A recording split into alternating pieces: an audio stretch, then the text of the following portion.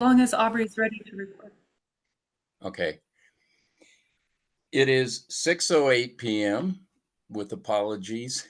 And the March Landmarks Board meeting is called to order. It's March 12, 2025.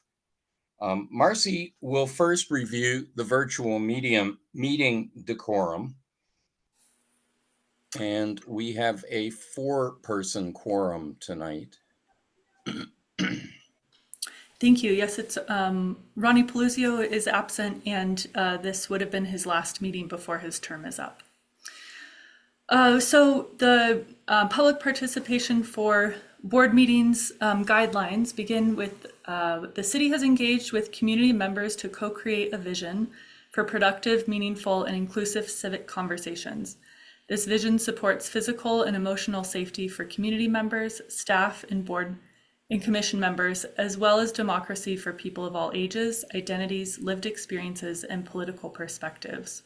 More about this vision and the project's community engagement process can be found through the link on the screen.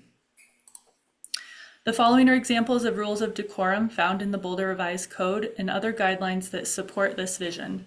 These will be upheld during this meeting.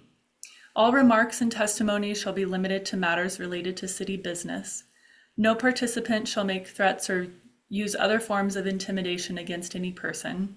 Obscenity, racial epithets, or other speech and behavior that disrupts or otherwise impedes the ability to conduct the meeting is prohibited. Participants may raise their hand to speak during open comment and public comment period during hearings. Individuals must display their whole names before being allowed to speak online, and currently only audio testimony is permitted online. If you're having trouble changing your name, please reach out in the chat and Aubrey will help change that for you. In terms of how to raise your hand at the time for either open comment or public comment during the public hearing, you can press Alt-Y on a PC or Option Y on a Mac, or if you're calling in on the phone, you can use *9. And if you're in the Zoom app, the raise hand function is found in the reactions button. It's at the bottom of my screen. With that, we'll hand it back to you, John. Thank you, Marcy. The recording of this meeting will be available in the Records Archive and on YouTube within 28 days of the meeting. First, we'll do a roll call introduction of our members this evening, and Chelsea Castellano. Yes, hi, here.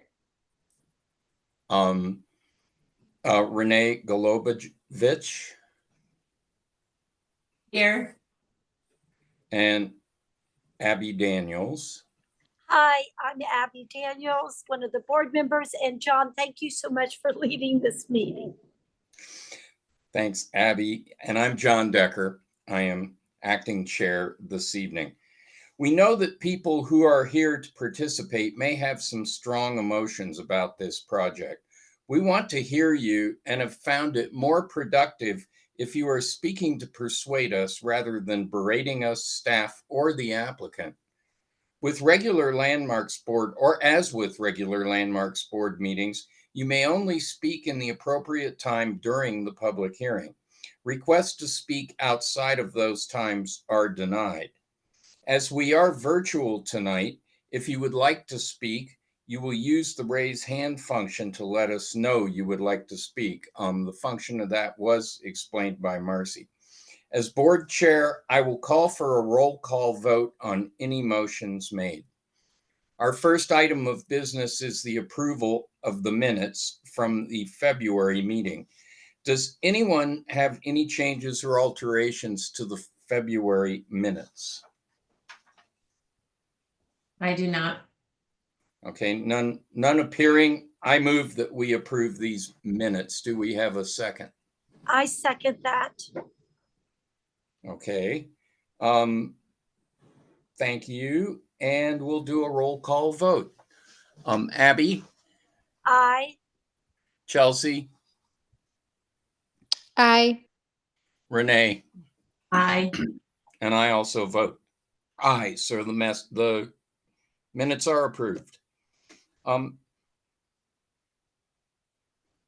2548 6th Street, which is the public item tonight, is scheduled for this meeting. It is no longer a public hearing.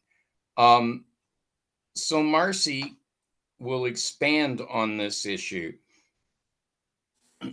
Yeah, thanks, John. For anyone joining us this evening, I want to acknowledge that we publicly noticed a landmark alteration certificate for the property at 2548 6th Street. And then after we publicly noticed it, we got further guidance from the city attorney's office that it was more appropriate to separate the code violation after the fact demolition review from the proposed construction or modification of the shed.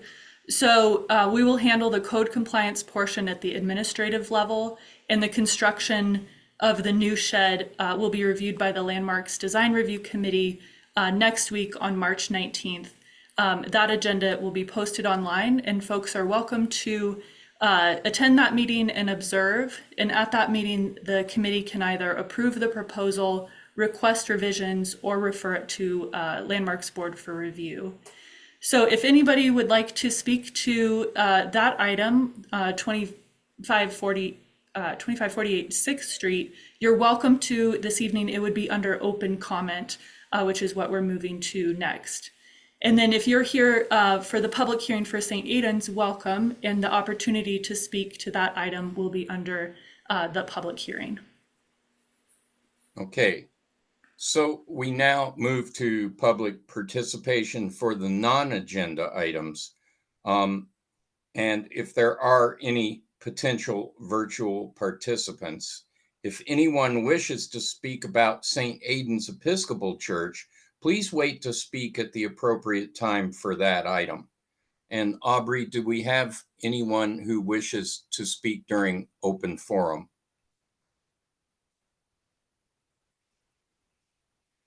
Just wanted to give it a second, John.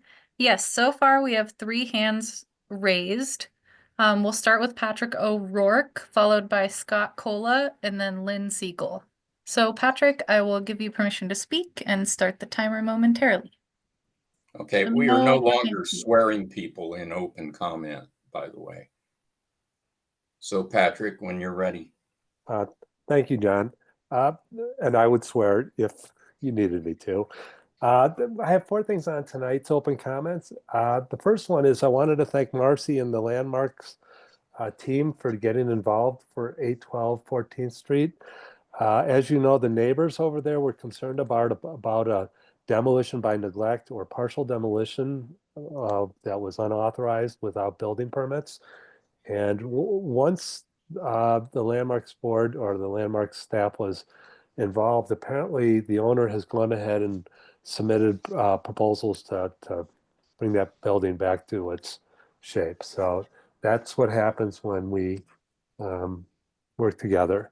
Number 2 is the HIP. We wanted to, now that they're reimagining the civic district, we wanted to come back and we thought it was appropriate that now would be the time to revisit what's going on with the HIP. And for those members that are not familiar with the HIP, it was a project that the city received a grant in 2022, I believe, for $250,000 for the 10 significant properties that the city of Boulder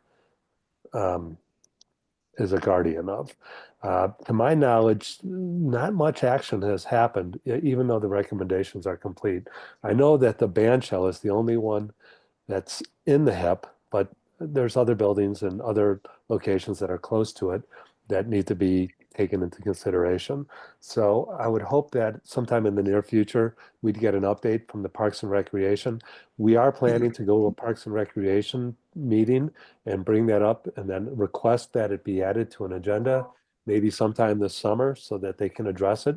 I guarantee you that those members and those board members are unaware of what the HIP is. I bet you most of them don't even know what it stands for. Finally, or 2 more items is the family-friendly zoning. I reached out to the building department, and on March 8th of this year, that staff was supposed to be brought up to speed on how it affects all the zoning in Boulder. We're specifically want to know how it's going to affect the properties that are in the 10 landmark districts, specifically or mostly Mapleton and those areas up there, and what can be built and not built. Finally, and very importantly, Joyce Davies passed away last night. So I just wanted to make this board aware of it because she represents um, uh, preservation in Boulder. And I thought it would be a good idea if anybody was interested to to go to our homepage, and under her name, she's a founder. There's an interview about Joyce that she did that tells you the stories and how involved she was in preservation in Boulder. Thank you. Thank you, Patrick. So who is next? All right, next we have Scott Cola. Just give me a moment to do the permissions. All right, Scott, feel free to test your mic and I'll start the timer when you're ready. Can you hear me?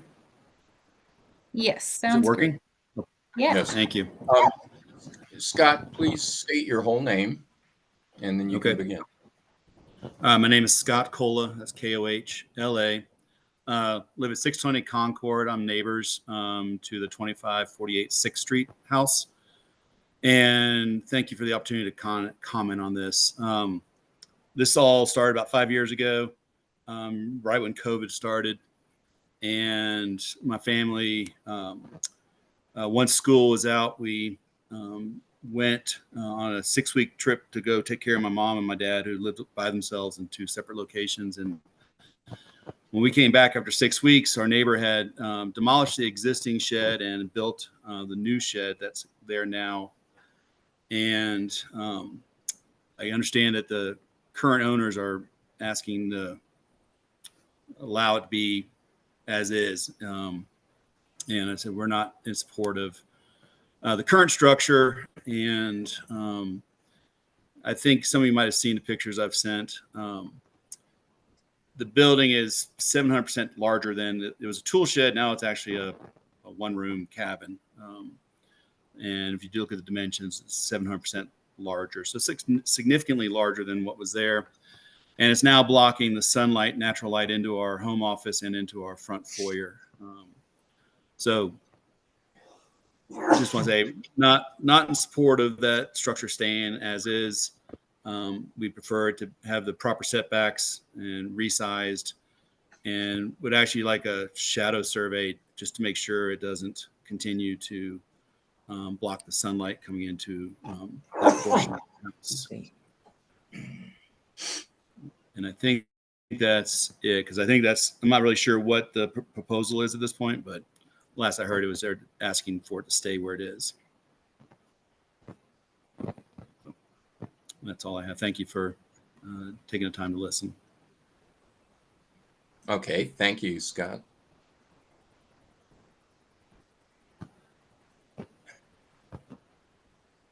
All right, thank you, Scott. And next up, we have Lynn Siegel. Oh, Lynn, I think I see that your hand went down. If you're still interested, would you like to? Yeah, okay. Great. All right, you should be able to unmute now, and I'll get the timer started for you. Yeah, I empathize with Scott, and I think that Lynn, can you state your full name, please? Lynn Siegel. I empathize with Scott because Jan and Joyce weren't living there at the time. They were in Switzerland, and Andy was there I've known for 30 years, and I'm sure he didn't know what was going on with it either. So the best thing I think is if Scott and Jan and Joyce can work it out. But they had one closet door they were trying to store in there that they couldn't store if they have to rebuild it entirely the way they had to. I think it'd be really great if they could work it out together rather than have things imposed on them, because they're both really nice people. I'm sure Scott is too. But anyway, I wanted to bring up something about planning board. I don't know if you were aware of this, but they're doing impact fees for demolitions, and it's totally inadequate amount, $15 a square foot. You know what housing is going for in Boulder now? $1,100 per square foot. You know what Aspen's demolition impact fee is? $113 per square foot, which is still nothing. And Boulder's doing $15 a square foot. This does not, all the things that the progressives and Chelsea and the whole group are promoting for massive density in Boulder is just driving up. That's what drove up the cost from $800 a square foot to $1,100 a square foot. All in the name of making things more affordable. It's just, the irony is just unbelievable to me. And we really need to get these impact fees to be realistic. And this board needs to convert from the landmarks, from the demolition board to the landmarks board. I'm still furious about, and I'm being perfectly nice here, John. I'm furious about 1015 Juniper. That was so unacceptable. That was affordable housing, Chelsea. Affordable housing there with that basement, full basement. I've been in there 30 years ago. There was a concert there. That would have been so nice to keep that. Instead, I'm sure they're going to put up a $10 million house that's going to drive up the cost of housing in Boulder and drive us further to get LIHTC funds. But how are we going to get LIHTC funds anymore with the Trump administration? Figure that out. We aren't, So the problem is big now. I guess the Trump administration will help it since we won't have LIHTC funds to build all this affordable housing that these groups promote, by demolitions like this. So I think the demolitions should be much higher, the impact fee. Done.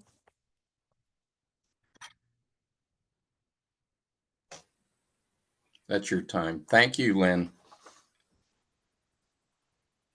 Okay, Great. do we have anyone else who wants to speak? I'm not seeing anyone right now. If anyone else would like to speak during open comment, please raise your hand and we'll give you 3 minutes.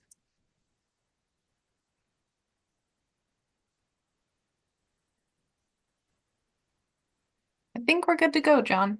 Thank you. I have to say that in open comment, I don't feel like it's appropriate to call out any specific person at this point. And I just do not think that's proper form. So I would like caution on that in the future. Okay, let's move on to discussion of landmark alteration and demolition applications issued and pending. And we have a slide. We don't need a slide for this one because it's pretty short. We only have one stay of demolition currently, and that will be discussed under the public hearing for 2425 Colorado. So I don't have other applications to update you all on. Okay. That moves us ahead. We will move to our public hearing. This is item 5A, a public hearing and consideration of a motion to adopt a resolution to initiate the process for landmark designation pursuant to section 9-11-3 of the Boulder Revised Code 1981, or alternately issue a demolition approval pursuant to section 9-11-23 Boulder Revised Code 1981 for 2425 Colorado Avenue. That's HIS 2024-00206. And we have the PowerPoint presentation. The owner is St. Aidan's Episcopal Church and represented by J.V. D'Souza. And the applicant is the City of Boulder Landmarks Board. And with that, Marcy will present the staff project side. All right, thank you, John. Yes, Marcy Gerwing, Principal Planner in Planning and Development Services. I'll start with the public hearing procedure for this evening, and this initiation hearing is legislative. This means that the board does not need to reveal any ex parte contacts, but the rest of the hearing is similar to a quasi-judicial hearing. We will start with the staff presentation, followed by the owner's presentation. After that, the hearing is open for public comment, and after the last speaker, the owner has a chance to respond to anything that was said. Board members may also ask questions after each of the presentations and after public comment. And then the public hearing is then closed and the board deliberates, and a motion takes 3 votes to pass. And finally, a record of the hearing is kept in central records. This application started last fall, and the applicant submitted the demolition application in September, which was initially reviewed by staff and referred to the Landmarks Board. The board placed a stay of demolition at their November 20th hearing. And during the stay, staff, Landmarks Board members, and the applicants and owners met twice to discuss alternatives to demolition. Last month, the board voted to schedule this hearing to consider initiating landmark designation or alternatively issuing the demolition approval before the stay of demolition expires on March 19th. So the options in front of you this evening are to either initiate designation of the property as an individual landmark by adopting the resolution included in your packet as attachment A. The Landmarks Board designation hearing would then be held between 60 and 120 days and then go to City Council after that. Your second option is to not initiate landmark designation, in which case the stay of expire would continue and expire on March 19th. Or you have the option to approve the demolition application, and that approval is valid for 180 days. The criteria for your review this evening is found in 911(3)D of the Boulder Revised Code, and that is to consider whether there is probable cause to believe the building may be eligible for landmark designation, whether there are currently resources available to complete the outreach and analysis, if there is community and neighborhood support for the designation, if the building needs the protections provided through designation, if the proposed designation is consistent with the goals and policies of the Boulder Valley Comprehensive Plan, and if the proposed designation would generally be in the public interest. And since the hearing is legislative, the board can consider any information heard this evening. The property is located mid-block between 26th and Folsom on the north side of Colorado Avenue. The building faces south onto Colorado, and the University of Colorado campus is located to the southwest across Colorado and Folsom, and the property is not located within the boundaries of an identified potential historic district. The building was constructed in 2 phases. The original part of the building was designed by Fisher and Davis of Denver in the modernist architectural style using the A-frame form. In 1965, an addition was designed by architects Art Everett, Alan Ziegel, and William Heisman, and they constructed a masonry addition with an A-frame roof form to represent a spire, and connected the 2 parts of the building. The west and north elevations of the building also reflect the phased construction with the original design of the covered court and parish house. A comparison between the 1957 building and the view today shows the integrity of the asymmetrical gable roof with wide eaves, central ribbon window, steeple, and modified belfry, with gable roof added in 1965. This slide shows the 1965 photograph with the original portion of the building with the modified belfry and gable roof, and the new addition to the right side of the image, with the A-frame form of the addition and the connection between the 2 sections of the building. Overall, the building retains a high degree of architectural integrity. The building is in its original location and retains most of its historic materials, predominantly the rough reddish-brown bricks, and the cedar shingle roof and the original windows at the facade have been replaced. The building demonstrates workmanship typical of its period of construction, including the exposed framing members, and the building's ability to convey a feeling as a mid-century church has not been diminished, and the addition of the parking lots on the northern part of the lot has not changed the overall park-like setting of the property. Turning to the criteria for review, staff considers that the building located at 2425 Colorado Avenue is eligible for landmark designation, in that it embodies the distinguishing characteristics of modernist architectural style using a modified A-frame form. It is the work of Arthur Fisher of Fisher, and Davis of Denver, with Art Everett and Alan Ziegel and William Heisman co-designing the addition to the building, all of whom are known statewide or locally. It's also significant for its association with St. Aidan's Church and as part of the post-World War II development of Boulder, when many congregations chose forward-looking modern designs to accommodate growing worshiping populations. And it shows value as part of the cultural characteristics of Boulder. The next consideration is whether there are currently resources available for the application. And the city has limited staff resources to process applications for designations of a property without the owner's consent or community support. Diverting resources away from other board and program priorities is not recommended. The next consideration asks whether there is community and neighborhood support for the proposed designation.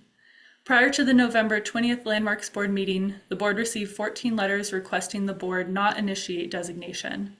At the hearing, 8 members of the public spoke, 1 in support of a stay of demolition and the rest against it. Since the hearing in November, the board received 70 letters.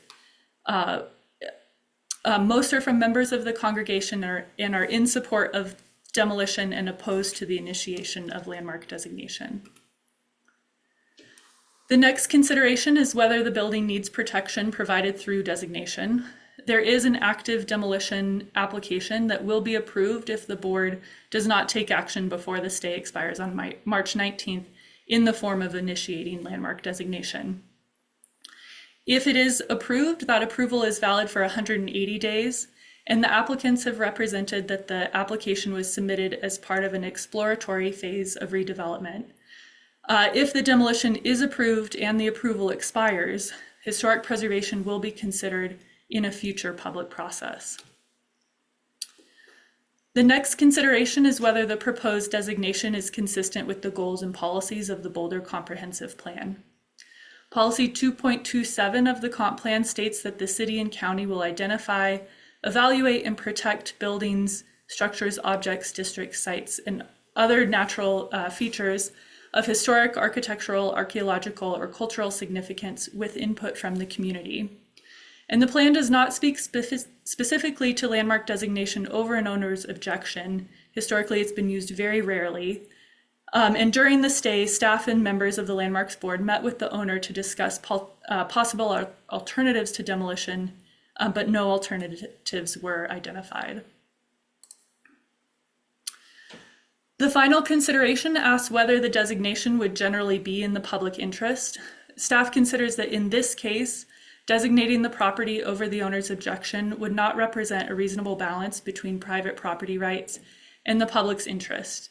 Based on the scope of the proposed development and the applicant's redevelopment timeline, there will likely be a future public process to consider the redevelopment of the property and whether the designation would generally be in the public interest, and provide a more comprehensive analysis of the balance of policies in the comprehensive plan. So with that, staff recommends that the Landmarks Board not initiate landmark designation for the property at 2425 Colorado Avenue for the following reasons.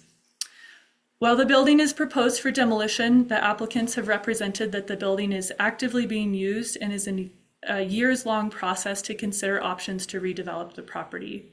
Staff believes that a preservation solution may still be found through incorporation of the existing building into the eventual redevelopment of the site as those plans are further developed. There are limited staff resources available to process applications for designations over the owner's objection and without strong community support. Staff considers that initiation over the owner's objection would not represent a reasonable balance between private property rights and the public interest in preserving the city's cultural, historic, and architectural heritage. This balance will be more appropriate to consider at the time of a future discretionary review application when more of the redevelopment plans are developed. That concludes the staff presentation, and this is a reminder of the next steps in the hearing process. The owner will now have up to 10 minutes to present to the board, followed by public participation. After the final speaker, the owner will have an opportunity to respond to anything that was said, and then the public hearing then goes to board deliberation. And with that, I'm happy to answer any questions you may have. Thank you, Marcy. Do any members of the board have any questions for Marcy? Abby? Thank you, John and Marcy. Thank you not only for that presentation, but the excellent staff memorandum. This is really more of a comment because I don't want to lose sight of this later when this is brought back to us for deliberations. It's really helpful to me. And not only did I so appreciate all the letters we received in support of the demolition, and I think it's very helpful when during the various meetings where we've discussed this, you've outlined the number of letters received and who's opposed and who's supported what particular side of the issue. But I just would be remiss if I didn't say when a historic Boulder as a nonprofit organization with hundreds of members writes a letter, that I want that letter to be acknowledged as representing more than just one person, and certainly, potentially hundreds. And that's it. Thanks, Abby. Anyone else? No other questions? Okay. Hey, John, we have a question in the chat from an anonymous attendee. They are wondering if this is approved, does it mean that the demolition has to take place in the next 180 days? Hey, Marcy, why don't you answer that? I can speak to that, and we'll just acknowledge that the Q&A is for technical difficulties and there's not an opportunity for general comments from the public. However, I'm happy to address this question. So the historic preservation approval is valid for 180 days. That's the timeline provided to gather the other signatures required for the deconstruction permit and apply for the deconstruction permit. Once that permit is in hand, you have a year or two to actually demolish the building. And any other questions about the process, please email me at Gerwing, Gerwing, first initial M for Marcy, at bouldercolorado.gov. Okay. Thank you, Marcy. Any other members of the board have questions? Okay, none appearing. We will move on to the owner presentation. Who do we have from ownership that is prepared to present? I will start. Mother Mary Kate Rijwi will follow me. I am JV D'Souza. I am the applicant on behalf of St. Aidan's Church and Mother Mary Kate Rijwi. We will try to be brief tonight. We have applied for a demolition permit. St. Aidan's wants to be on its site, continuing its ministry for another 75 years. They need to develop alternative sources of revenue to fund that ministry. Their existing church, currently ill-suited to their needs, is a threat to their financial viability in the future. We appreciate the opportunity we've been given to meet with board members, both in virtual meetings and at the church. We feel like we've said what we need to say, what we can say about St. Aidan's present and its future. Mother Mary Kate will speak for a bit, and then we will look forward to your comments and decision. Thank you. Thank you, JV. My name is Mary Kate Rijwi. I'm the rector of St. Aidan's. I am just a parish priest and campus chaplain.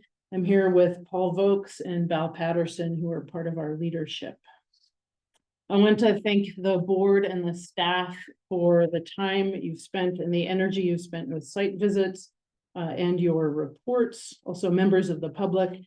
I'm also grateful that we could reschedule this from last Wednesday, which was Ash Wednesday. The Landmarks Board staff report recommends that you not initiate landmarking, and we agree with that. Please do that and quickly grant us a demolition permit. St. Aidan's is a household of faith. Every week, we impact about 200 people in ways that are religious and not religious. We know our building that we built and that we have taken care of and prayed in and changed in small and big ways is 70 years old. And as a congregation of people, almost 3 years ago, we started talking about how we can remain a sustainable organization for the next 70 years or more. What is happening to St. Aidan's is happening to congregations all over the country. We lose beloved aged members, and income streams continue to change as expenses rise. We chose to invest time and energy now to determine our future so that our sustainability does not become an excruciating set of years or decades of hard decisions after hard years after hard decisions as we respond to physical and financial decline. In our discernment, we have known that if we are to secure our financial future, we need to look at options and big ones. Our building is our single largest financial asset. And if we were to do something big to our building, we knew that we would come to this historic preservation review like we're here with you tonight. Our building is more than 50 years old, and it is a mid-century modern A-frame church. There are at least 10 A-frame style churches in Boulder that were built between 1958 and 1975. Some may be better examples of the form than St. Aidan's. I'm a priest, not an architect. Not one of the 10 was listed in the survey of the most significant modern architecture of the city that was published in the year 2000.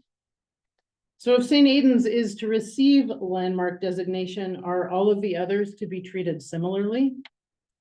And if they're not, given their similar architecture, then we have to assume that what sets St. Aidan's apart is the people associated with it. Our parishioners, Art Everett and Alan Ziegel, Father Pat and Virginia Patterson, whose son sits here with us today. And that's the point that we've been trying to make. St. Aidan's is important not because of its building, but because of its people. People past, people present, and people future. If the board chooses to landmark the building because of people associated with St. Aidan's in the past, it will do so to the detriment of St. Aidan's people in the present, and it makes certain that there will be no St. Aidan's people in the future. You've heard from the people of St. Aidan's in great volume. You've gotten letters, you had public comment in the November meeting. The Church of St. Aidan's, not the building, but the people who make it, we are asking you for a future. And in this instance, our future is tied to being allowed to demolish our current building and construct a new one to match our present and future needs. We value your time and also ours, so we did not ask for extensive public spoken support at this meeting. We chose to apply for a demolition permit now, or back in September, because the only alternative in the city code and process is for us to spend hundreds of thousands of dollars to get us to site review. At which time this same board can still say, no, you can't do that, demolish the building for the reasons that have already been articulated, or we could revisit those site plans again for another tens of thousands of more dollars to agree on what could or should be preserved. Our annual budget is orders of magnitude smaller than the cost of this kind of site review. We are a local church, not real estate developers or wealthy landowners. This process is impossibly challenging for a small nonprofit with limited resources.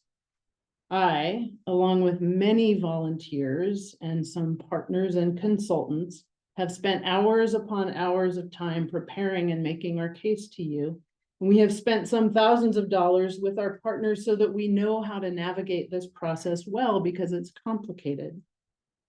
For a small example of scale, the permit application fee alone for this process costs more than my annual budget for continuing education, but I have learned a lot. Yeah. The process to which you are constrained by city code is inequitable. It may work for a single dwelling owned by a person or family. It favors those who have the time and the resources to spend on this process. People who perhaps can make decisions quickly between an owner and an architect and a contractor in a short period of time. But we are a gathering of more than 150 souls, and we include the memory of those who have gone before and those who will come after us. As we are very aware from the beginning of this meeting, this demolition permit, if granted, lasts for 180 days. There are very few changes, especially in a religious organization, that happen in that amount of time. We don't even change the color of our walls in that amount of time. A process that involves collaborating with community, city planners, architects, and our own congregation takes a long time. Navigating these changes takes years. And so we know that we will see you again. And although we have made our case quite clearly, we and you will once again be subject to this process, to the judgment of staff and this board, and it could go on for years. But what is at stake for us is our very existence in this community. Yes, our building could be historically landmarked, but it shouldn't be. This board has the power over St. Aidan's self-determination. We do not want to destroy the church. We believe in our mission and our people and our ability to do it. We are really good at maintaining our own history. We recycle and revision and renew old things to be new things all the time. We are envisioning a church built for the next century that incorporates beautiful pieces that make the interior our beautiful church home, from stained glass to our columbarium to religious symbols and more. We're asking for a future. Staff have outlined 3 possible ways for you to move forward. You may initiate designation, you can not initiate landmark designation, or you can approve the demolition application. We respectfully request that you consider only 2, either initiate designation or approve the demolition application. Failing to either approve the demolition application or to initiate landmark designation doesn't help the people of St. Aidan's. Kicking the can down the road with the middle option, not initiating landmark designation, gives us no clarity in our struggle to survive. We will have spent 6 months and several $1,000s to not have an answer to our question. And that question is, do local community serving religious nonprofits have a future in Boulder, in the location where we are called to serve on the campus of CU Boulder? Do the households we serve have a home here? Do the people we care for, feed, provide space for, make room for, have a place here in a faraway future that none of us will see? That is really the question for us. But it is not, sadly, the process or the city code or the question or the power that you are charged with. So we ask you not to landmark this building and to grant the demolition permit. Thank you very much for your time.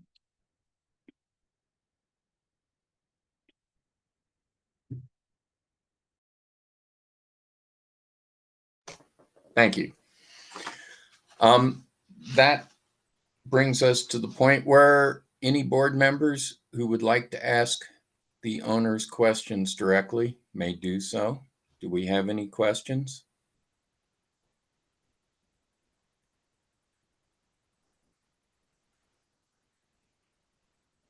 Okay. That moves us to public comment. Aubrey, do we have people signed up?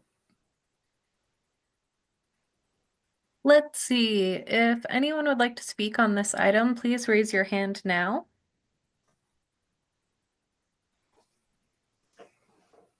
All right, it looks like we have one so far, so let's get started. Okay. So speakers will not have to be sworn, and we will have 3 minutes per speaker if we don't We don't have an overall number, Aubrey, that you have seen. No, I don't see that, John. Okay, so we will go ahead and allow 3 minutes per person.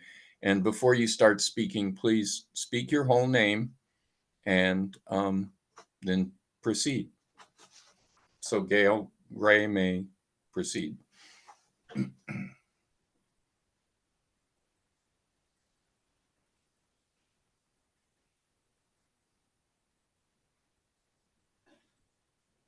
Might be waiting on some tech issues. Gail, I'll wait until we can hear you to start the timer. Yes, I know how that is. Yeah, we can't hear you quite yet, Gail.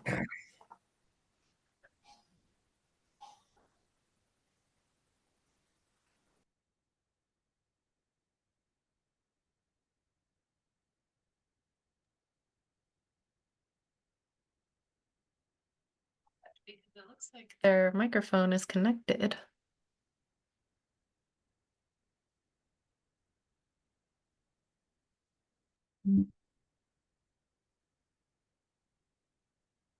Let's try this one. Is that better?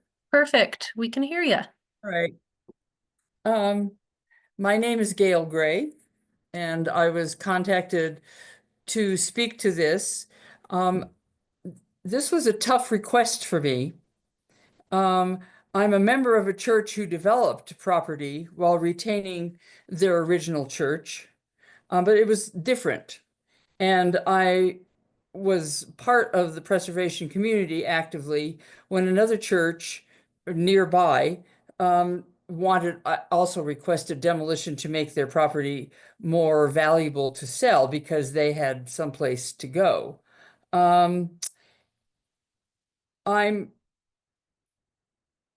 I understand this property is different. It is in a neighborhood. The neighborhood is essentially gone as it was originally built into, and access is probably honestly limited. I read some of the requests that you parked cars and did other things. And the building is historically significant, and it speaks to Boulder in the 50s and 60s. But in my mind, is it still part of Boulder in 2025? And I understand what you are saying about survival. My church is totters. I'm stunned in the last 5 years to find that my church has gone from a membership of, perhaps 400 people to about 150 at this point. And it's important. But I wonder if just demolishing this building without knowing more about what you plan to do is the right way to go. So with great reservation and almost an apology, I would like to recommend that the Landmarks Board actually recommend landmarking, because I can't find any other option to let us all think about what this, and I understand your urgency on this. Please trust me on this, to see if there isn't another resolution. And I mean what I say.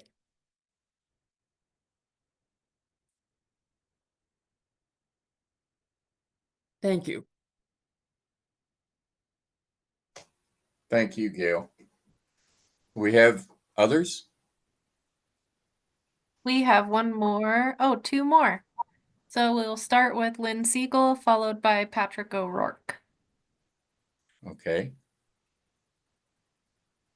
All right, Lynn, you should be good to go. I'm gonna agree with the last speaker, and I'm crying too.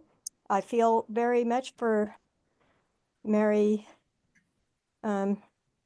Kay, and I can't see another property going down in Boulder, and I can't see that we have certain sacred places. Admittedly, I'm atheist. I'm Buju Quaker Unitarian, so call me what you will. But the fact that there's a property there and that it should be valued up because it's a sacred place doesn't fly with me. And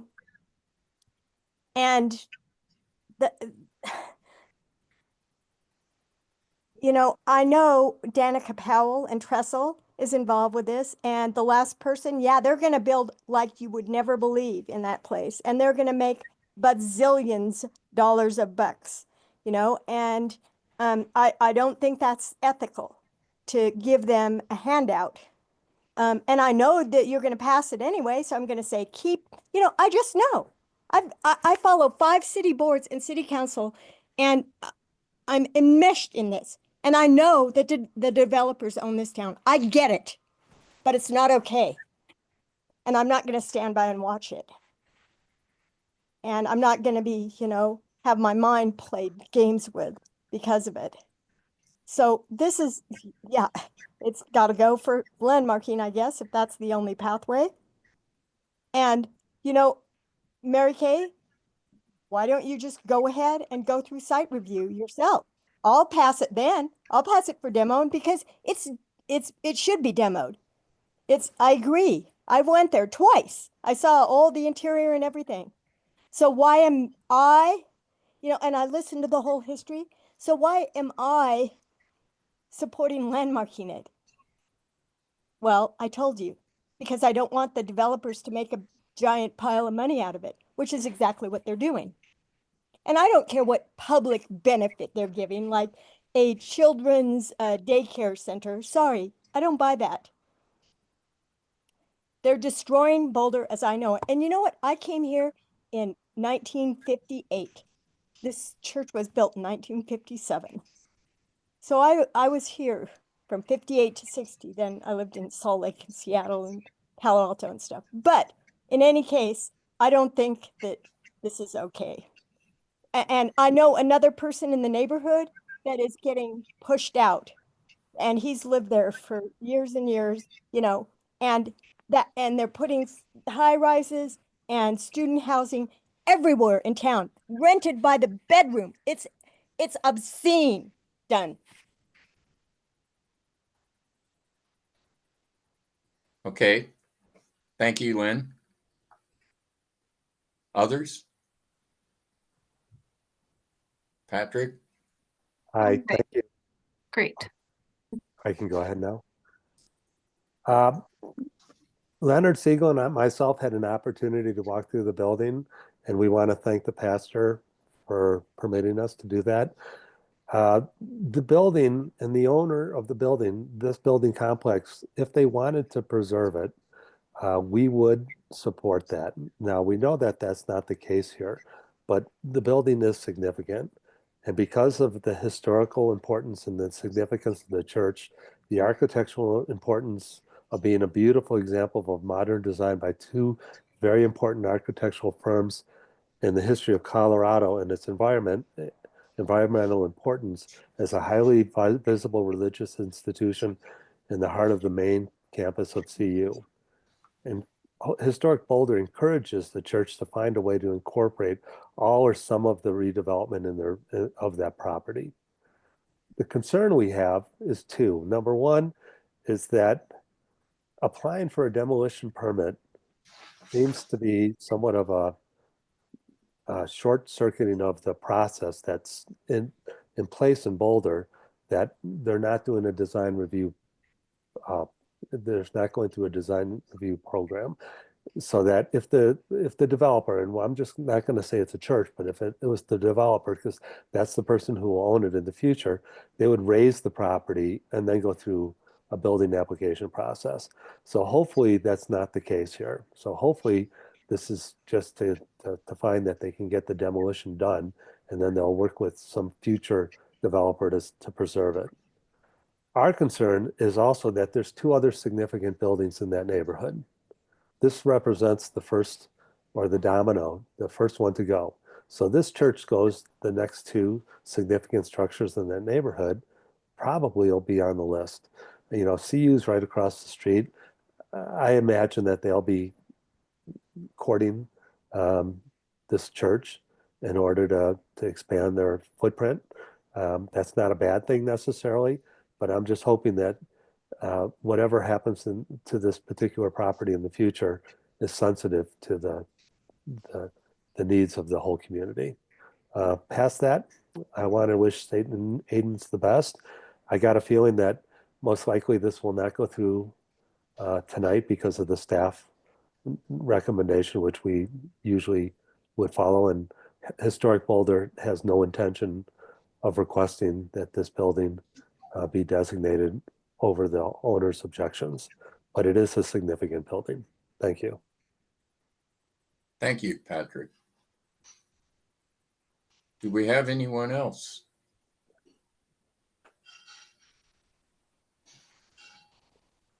I'm seeing one more raised hand. Debbie Asmus. So just give me a moment, Debbie. Get you permission to speak and start the timer.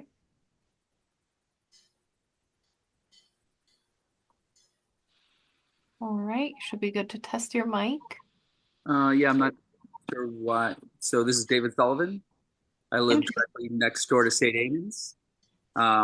Going to be impacted by this, but I support what a landowner wants to do. And I just ask that I be kept involved in the process. And God bless. Thank you. Thank you. And your name was David Sullivan? Correct. Thank you. Okay. Let's give it a few minutes. Yeah, if anyone else would like to speak, just raise a hand and we'll give you permission to speak. Sorry, I heard an echo in there. Hope it wasn't too bad.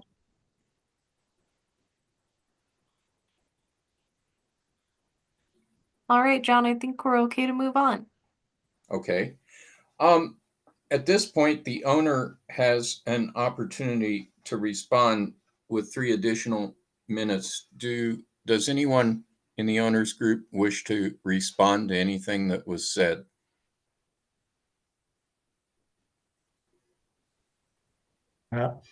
We do want to respond, just that we did speak to Marcy back in September when we first submitted the demolition application, and Marcy encouraged us instead to go through the discretionary review of site review.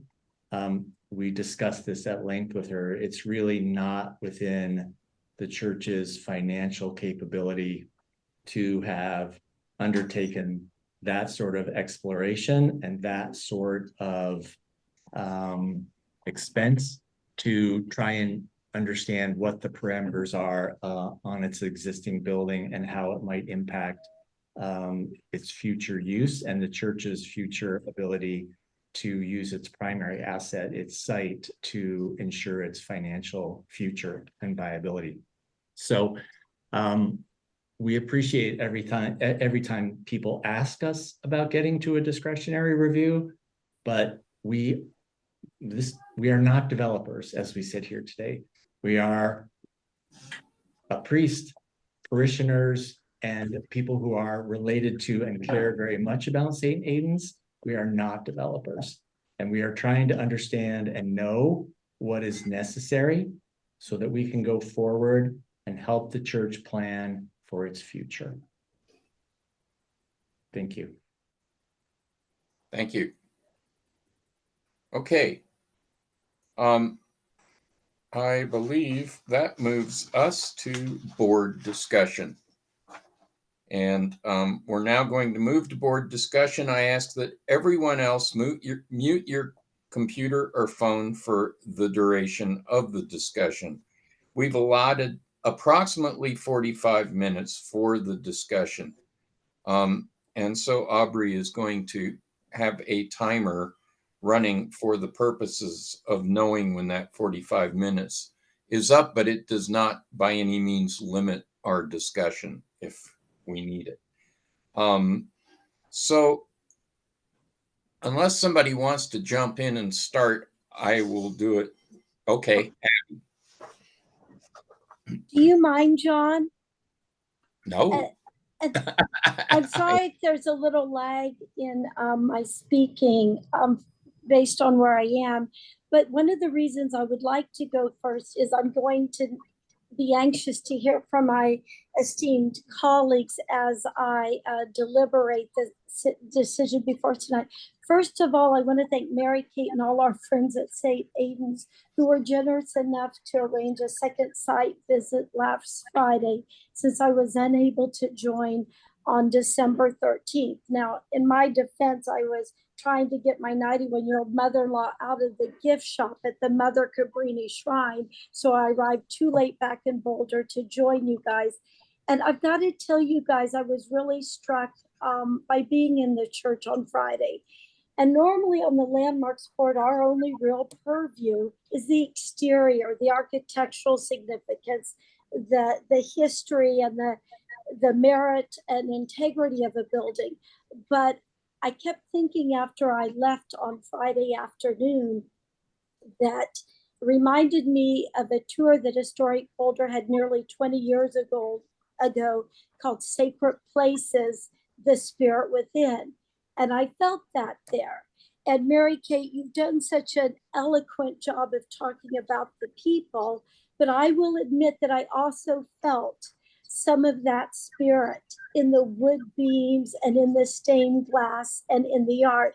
So for me, it is the people, but that is also sort of this space and all the laughter and tears and music and everything that has transpired in those spaces since 1957, and then in the new sanctuary since 1964. So I really felt that. I really appreciate and value all the communications we received beforehand. I think that was very helpful, very valuable.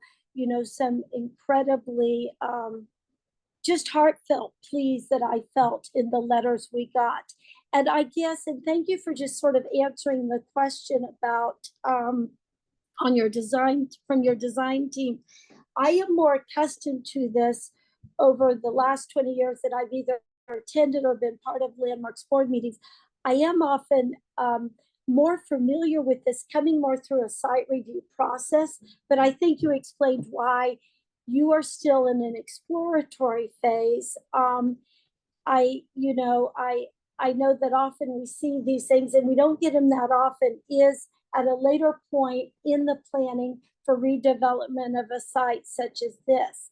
And Mary Kate, you said something really interesting tonight, because staff, as always, did an excellent job laying out 3 options for us tonight. And I was surprised to hear that you weren't as much in favor of a vote to do not designate, because I think maybe you felt that would lead to more uncertainty on your side, because you kind of anticipate, and personally knowing this process, I will not be surprised. It won't necessarily be me, but that a future landmarks board might have you guys before them again, just as this is truly long range planning and so forth. So I was interested to hear that, because where my struggle is, and this is why I wanted to jump in and hear from my 3 other esteemed colleagues tonight, is I applaud the mission of St. Aidan's. I applaud what you do in this community, what you want to grow, what you already have given back and what you want to do. But I also feel my service on the Landmarks Board, part of my mission is to kind of look at, is a historic property eligible for historic landmark designation and so forth. And so I'm having trouble. Staff has already acknowledged tonight that it would meet the criteria for individual landmark designation. And so just that fact, what I'm really wrestling is, then it's very hard for me to vote yes to issue a demolition permit tonight, knowing that depending on what the votes are, what actions taken, it might just naturally expire. I think it's next week. The only other shout out I want to give, and I don't think it's part of our discussion tonight, that visit last week was also illuminating to me, as Marcy mentioned that she and Claire had attended a workshop where the State Historical Fund is trying to help the sacred places we love and cherish be eligible for up to $1 million in tax credits for what a lot of these, not only perhaps aging buildings, but dwindling congregations are facing. You know, you're not alone in that. You won't be, you know, there'll be more to follow in your footsteps. The only other quick shout I want to give is Historic Boulder, in addition to this tour, Sacred Places, A Spirit Within, were champions of saving First Christian Church. Now, I understand it's a much more high profile property as you enter Boulder, and I think it celebrates and embraces everything that's innovative and creative about Boulder. And I know that there was some disappointment and some back and forth with, I think there were a couple of different teams of developers who finally got that through. But I have to tell you that at the time that was completed and that building was landmarked and beautifully readapted for use for the apartments around it, that Historic Boulder, a nonprofit who has for more than 50 years done what they can to save the places that matter Boulder. The developers actually wrote Historic Boulder a thank you note saying, thank you so much for doing this. You know, we're getting such wonderful response and feedback from having this sanctuary now, a gift for our community and a beautiful space for them to congregate. So that's it for me, and I'm dying to hear from my other board members. Thank you, Abby. Who would like to go next? Renee? I was just saying that you wanted to go, so you might as well. No, I don't want to go yet. Oh, okay. Well, I think that ultimately I'm a little torn. I think that this is a really good, you know, role in preserving a historical, architectural, you know, significant building in Boulder. And I wish that there was able to come together and be able to preserve parts of maybe the building and, you know, build around it, but keep, you know, significant architectural features.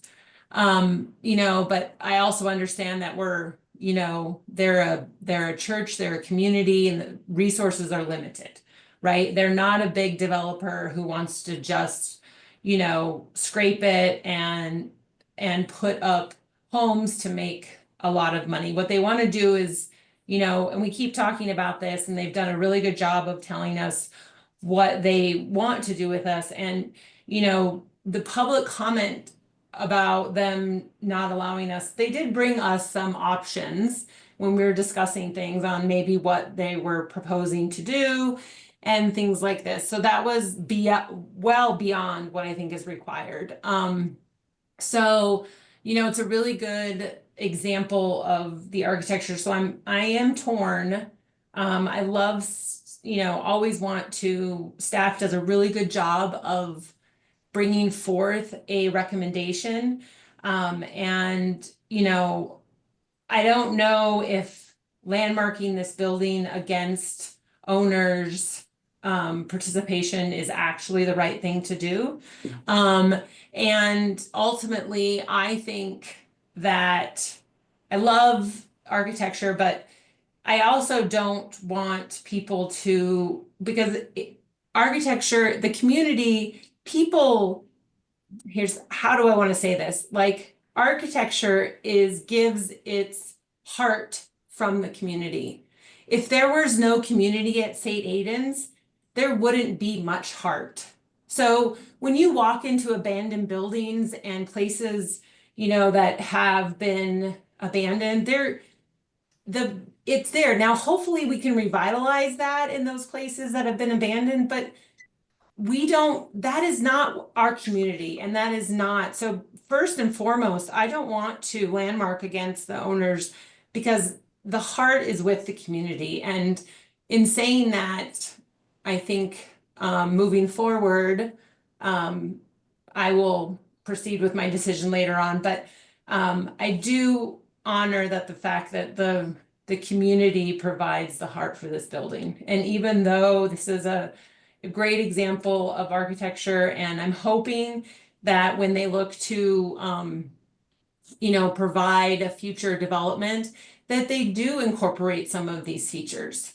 And some of the materials can be saved, and maybe a part of it can be an outdoor space, or a community of whatever they're trying to achieve there. And some of the architecture can be saved, and that there is a glimpse into our past, which if we look into our past, we can see a future. And St. Aidan's built that church, built a community. And so just taking away that past isn't really the best way to move forward with their community either. So I'd like to have a juxtaposition and really, really push them to not just scrape the building, but look back at their past, because those are their hereditary, they're in there. The community is in that building. So I would almost push them to, have a connection between the two. So I'm sorry that wasn't more eloquently said, because, we fight back and forth between Landmark and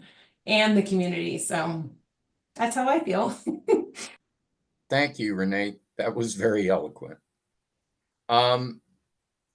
Chelsea. Thanks. I'm not torn. I believe that the best path forward is to approve the demolition request, and I have a few reasons why. First, the structure itself, while there are some very beautiful elements that I'm sure will move on into a future building, like that beautiful stained glass and other elements that are there. Beyond that, there are definitely parts of the building that are in poor shape and require significant investment that the church does not have the resources for in its current form. And I do not believe it serves the community as it once did, as the church has expressed to us that they see a vision for something new that truly meets the needs of the community.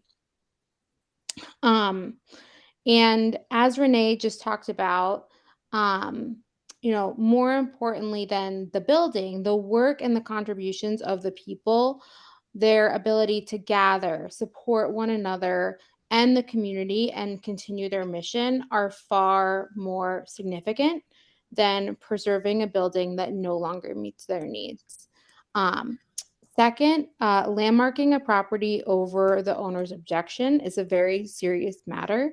And in this case, the financial burden the applicants have presented is insurmountable. To deny this demolition request would be, in my view, irresponsible and would place this organization in great peril, as they have communicated to us. So I believe that we have an obligation to consider the real world consequences of our decisions. And in this case, I believe the responsible choice is to allow for the demolition. Okay, third, I also want to acknowledge the overwhelming community support for this demolition request. We received nearly 70 letters in support of the demolition, and in my time on Landmarks Board, I don't think I've ever seen so much public comment on a project, and it's striking how many members of the church and broader community have spoken in favor of approving the demolition. And I think that their voices make it clear that this decision is about more than just a building. It's about the future of their work and their ability to serve the community at large. And finally, something that has really spoken to me is that we've heard directly from the son of the church founders, whose family helped build the church. And he is here today asking us to approve the demolition. And for me, that carries a great deal of weight if those with the deepest personal and historical ties to this place believe it is time to reimagine how this property serves their needs, then I want to respect that decision, and therefore will support the staff recommendation to approve the request for demolition. And just on a personal note, I have been really, just incredibly inspired by your church leadership and the work that you do to be an inclusive and welcoming space for the community. And I just feel really grateful to have such wonderful people like yourselves in this community. And I hope that our decision tonight allows you to continue to do this work for many decades to come. Thank you. Thank you, Chelsea. Okay, that brings it to me. I did not want to start on this one, partly because I'm chairing this evening, and that's a handy excuse, but I wanted, it is a package with a great deal of things in it that need to be somewhat systematically unpacked. Staff has done a very good job doing that, at least explaining all the pieces and the issues. And I concur with most of what all three of my colleagues have said. I hear a kind of consensus. And I have been struggling with this from a lot of standpoints. The first is the architectural standpoint. As Renee expressed, an architect looks at this and immediately starts thinking of how something of the essence of it can be saved. I think it's very important that that be considered. That's not our consideration tonight, however. But I do think that there is the community that is in this building, that's lived and breathed and expressed in this building for its life, which is slightly shorter than my life, but it's pretty much parallel to it. And there is then the building that is kind of a life of its own. And this is a very interesting piece of architecture that satisfies all the types of things that we would want to see in a candidate for preservation. That's been said. But as an architect, your responsibility is to the people that you're serving in a project. And a responsible architect is going to examine the situation from the issue of data and numbers that support viability of a project versus letting the project or letting the building go to keep the project alive. In this case, it's kind of a semantic thing that's going on here. It's a situation of they're asking us to allow for the possibility of demolition. This is the way I see it. And what that means is that in subsequent examination of this site and the possibilities on this site, that the church not be there, not be a fixed element of whatever they start proposing to do. And as Marcy said, anything that progresses to the point of actually redesigning this site is going to involve a public process that is going to involve city staff and very possibly this landmarks board or another landmarks board. And that would be the point when you would start actually examining the kind of essential things that could be saved in this building.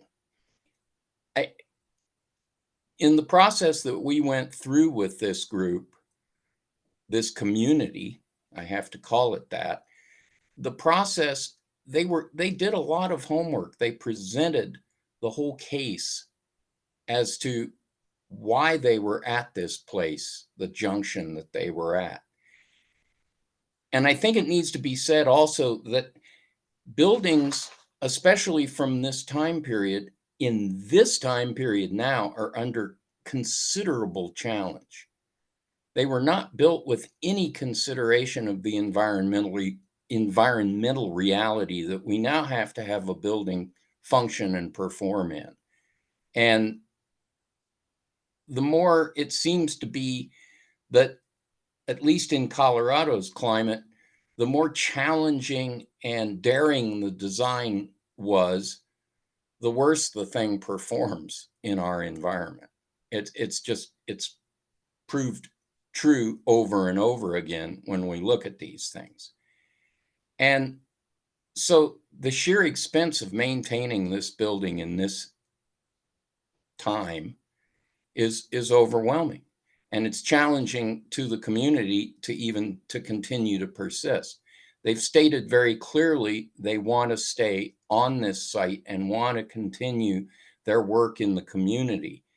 And the building is kind of an incidental part of their time and existence on this site. So they're willing, even though, as they've said, it's a building they created and they've made alive and live through their use of it, they're willing to let that go, or at least significantly alter it, to be able to preserve their presence on that site and in the broader community that they're serving. So from that standpoint, I think that we're put into the position that we're put into. My understanding of more than a few of the letters was that the ask to us was to not vote to designate or to proceed with designation. And I'm very comfortable with that. I've never been comfortable with decisively voting a demolition. I don't think that's our role. I think our role in this case is to not do anything. And especially since the demolition expires next week, or the 19th is the number I heard. That's not a long amount of time. That's not fatal to their presence on this site. And it's not going to end the possibility of they continuing to explore things. I don't think it's our role to say this building should be demolished. I think it's our role to say this building should be preserved, or we can't see a clear way to make that happen at this point. I do think that in an environment, an economic environment where there were more resources available to where we could offer something, or some other group or organization or foundation or so on could step up and say, we can help you do the things necessary to bring this building, say, up to appropriate energy performance. And we can help you move parts of it around in a way that allow you to redevelop other portions or repurpose other portions of your site so that you can have a more sustainable economic path. If those things existed, I'd be completely in support of designating this thing with certain conditions. But in this case, those resources just aren't there. I've said it over and over again. So I advocate that we don't vote to designate, and then we go from there. John, So that is the, oh, sorry, Okay. John, that is the avenue I'm most comfortable with. Although I just have to reiterate, Mary Kate made, it wasn't just the words you used to explain that you preferred we not go that route. It was your absolute sincerity and just sort of who you are as a person that really moved me with that request.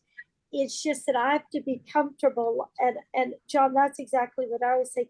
I'm more comfortable to take no action or not designate.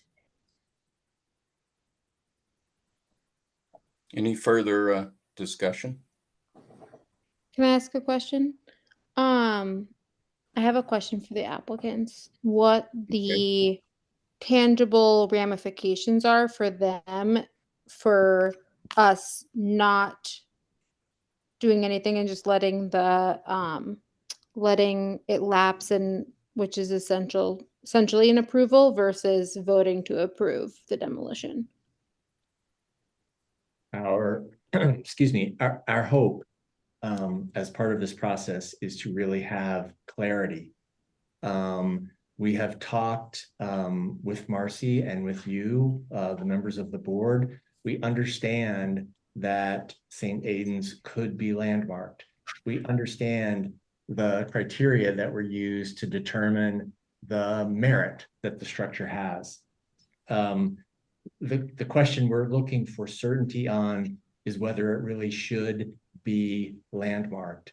And our concern is that by not approving the demolition permit, or conversely not landmarking it, so that we would then go directly to city council to talk about this issue and get their input and decision about how the church may be allowed to go forward into the future.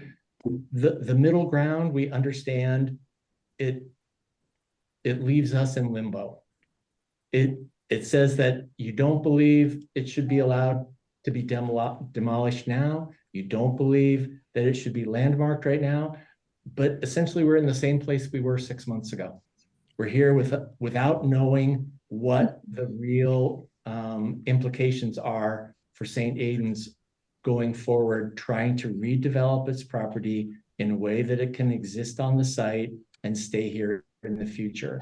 It leaves us in limbo, and we don't know then what that means. The building takes up a considerable portion of the site. It really has significant impacts on what might be redeveloped here or how it might be redeveloped.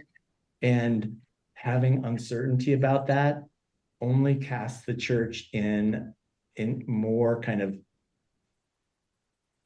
uncertainty and, concern about how to move forward in the future. So we're trying, that's our goal here. And the reason we did not want to try and find a developer, put together a discretionary review, come in through site review.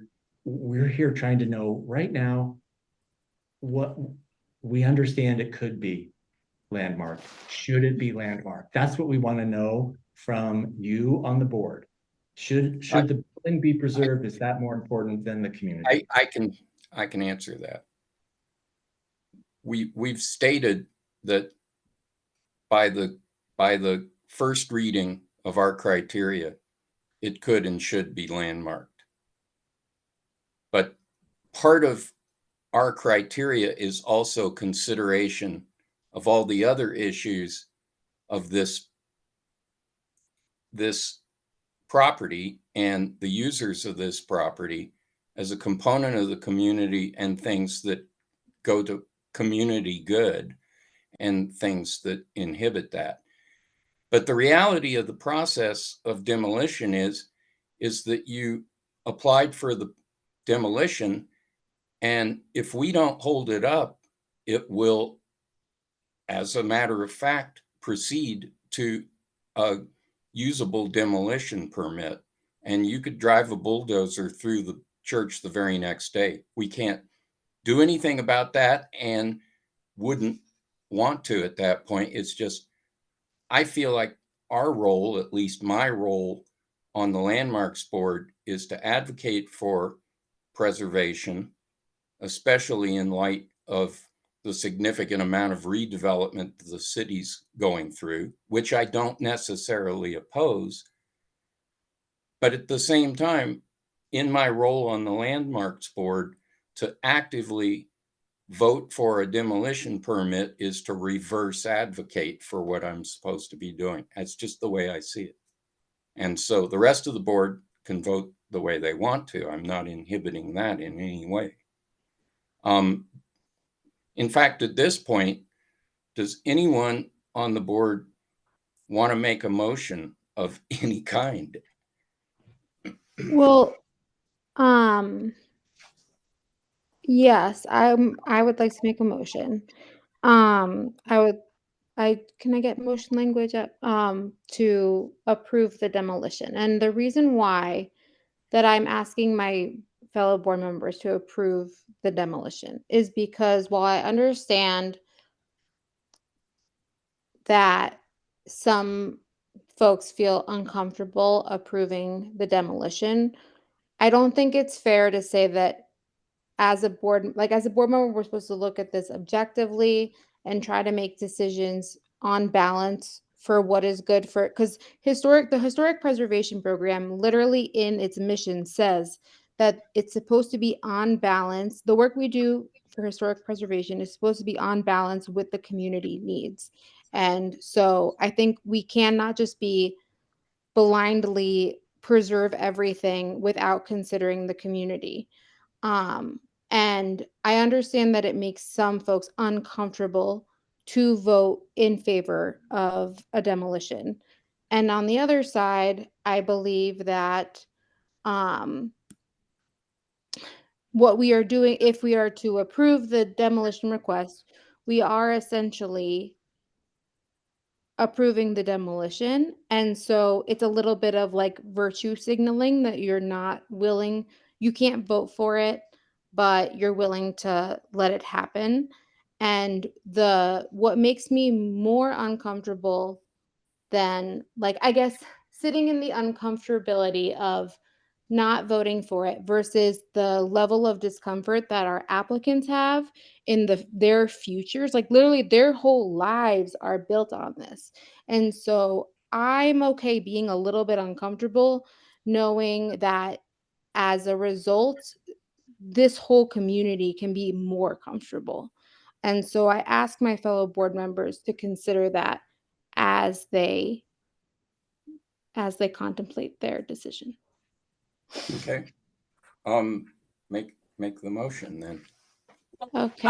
One question I have just for Chelsea, and then maybe it's back to Marcy, is if you make a motion and it's split, like you make the motion to continue with the demo instead of just continue with the stay, because it sounds like those are our two options at this point.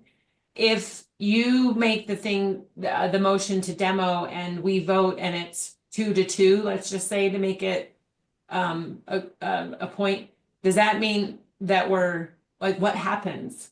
So Marcy, can you help us with that? Because I don't want there to be, I don't want this to continue on for the client.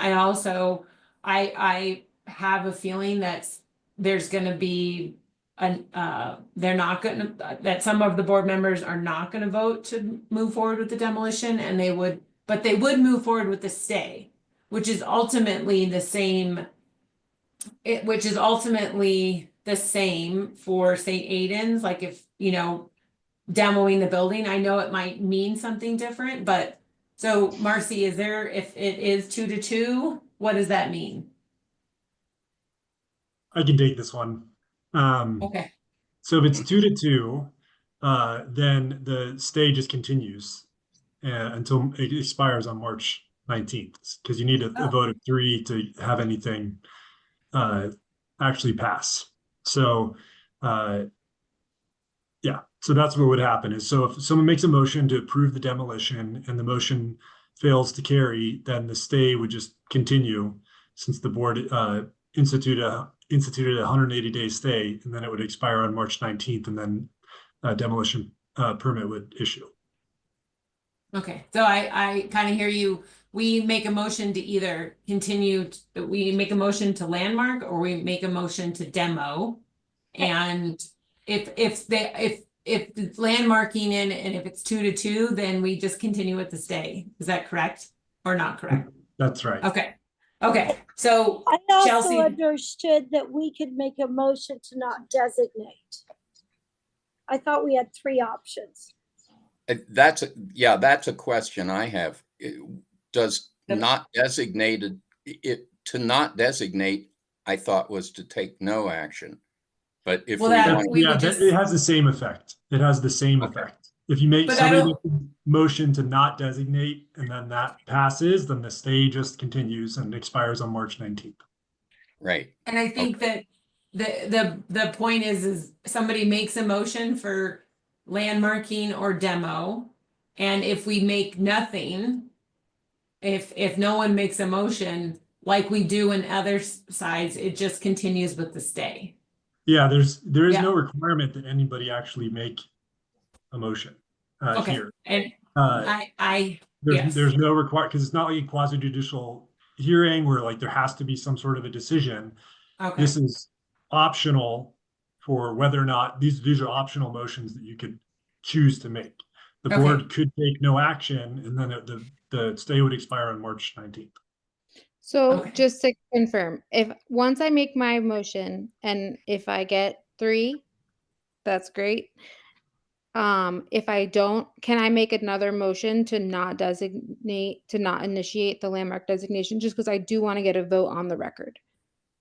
I think that because it just goes from 3 to 1 or 2 to 2, and again, Chris, I don't know why I'm talking, but then it just we have to have a 3 to 1 to move the motion. I understand. I understand. My question is, can I make a motion if it doesn't get 3? Can I make another motion to not initiate the landmark designation, which is essentially what I've heard 2 of the other people considering? You can, but I do believe it's proper procedure to see if anybody else had a motion before you made another motion. But if nobody else Okay. Well, has somebody any other else can make motion, that motion. Yeah. Okay. Yeah, And Chris, won't someone have to second any motion we make before it even can go to vote? yeah, normal rules of procedure. When somebody makes a motion, it gets seconded and then it gets voted on. right. Okay. That's good. Yeah. I just wanted to, I think regardless of what happens with this motion, I would like for us to not just let this stay.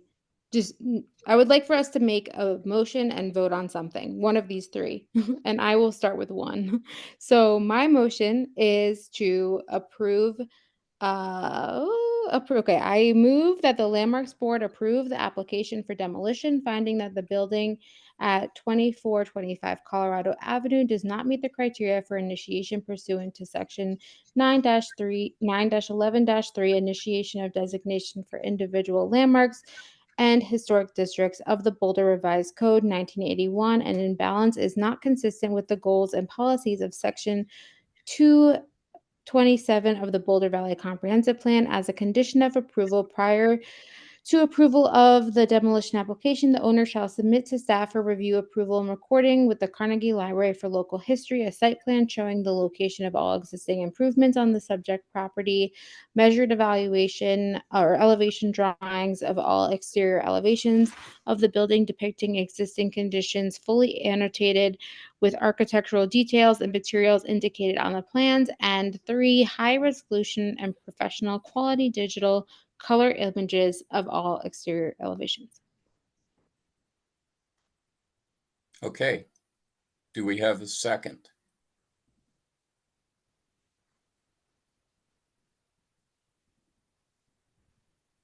All right. No second. Motion fails for lack of a second.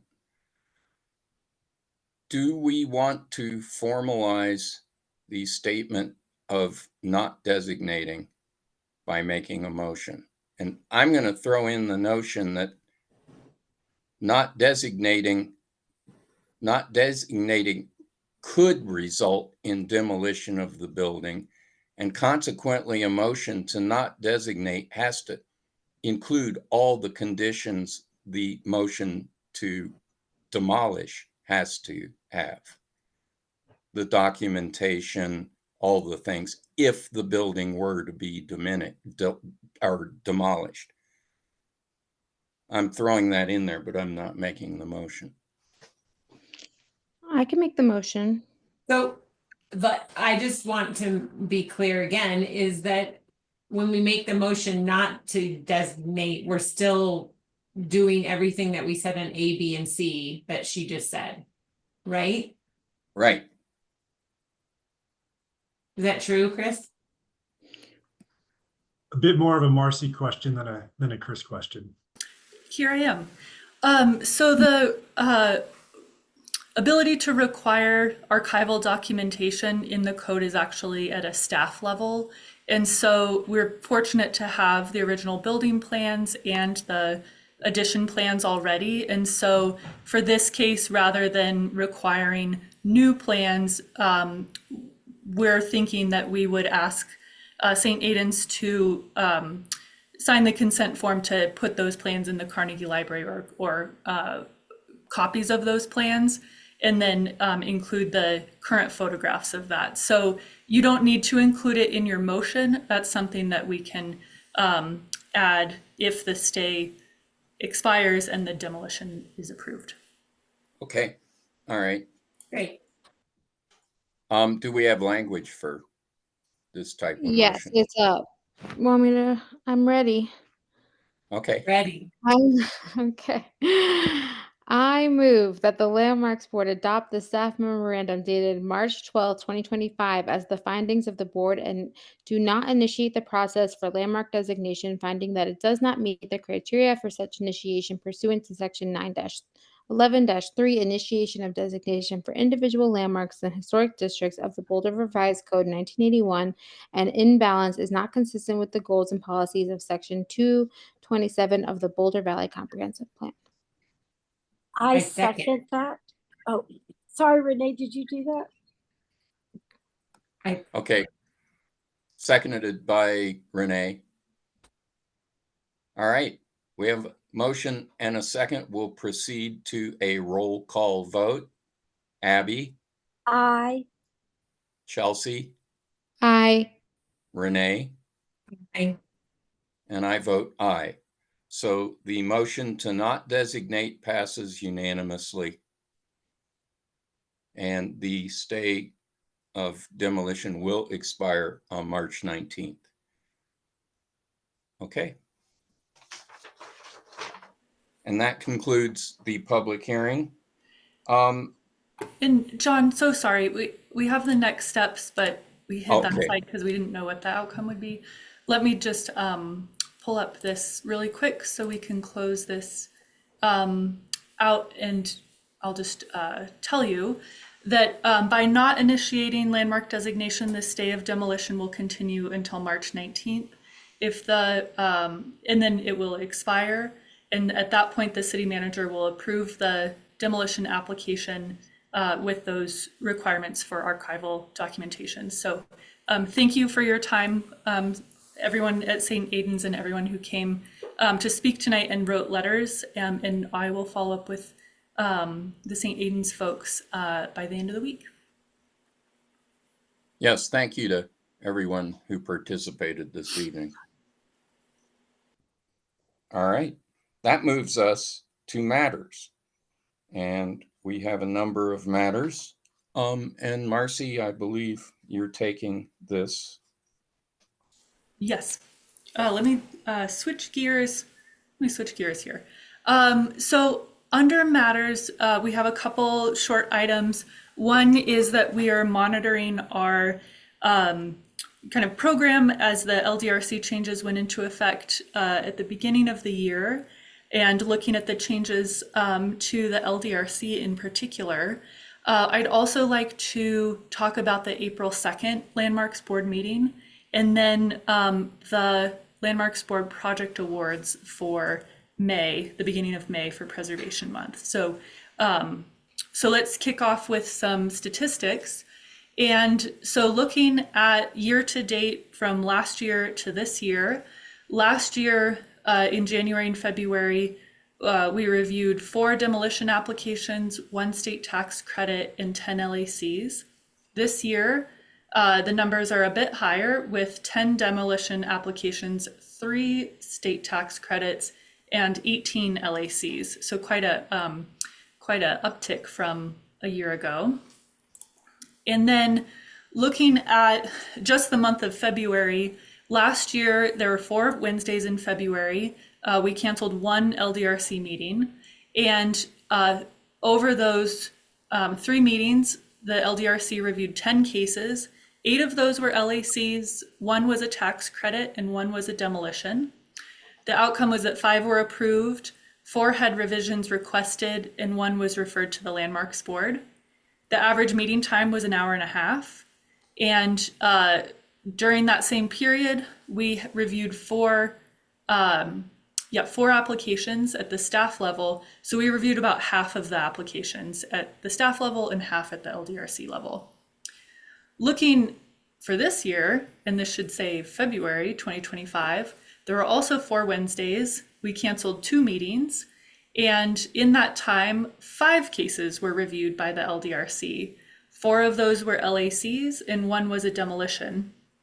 The outcome was that 4 were approved and 1 had revisions requested. And the average meeting time was about an hour. Though over those 3 meetings, we had a really long meeting and a really short meeting. So the average you take out with a grain of salt. During that same time, staff reviewed 14 cases. So 78% of LACs were reviewed at the staff level. 7 of those would have been reviewed by the LDRC last year. And in that time, we reviewed 2 state tax credits, not staff tax credits, 2 state tax credits. So total, those are 9 cases that would have been reviewed by the LDRC in February that were reviewed by staff. So that is an LDRC caseload decrease by 64%. So it's working. The total LDRC time, which I didn't have comparison for last year, was 3 hours. So that averages about 40 minutes a case. I think what that statistic tells us that these cases are a little bit more complex, a little bit more challenging. We've cut the easy ones that can take like 20 minutes or so. But we do also see a few of those still trickling in there. But would love to provide a little bit of time for any reflections or observations or feedback on how we're presenting these statistics.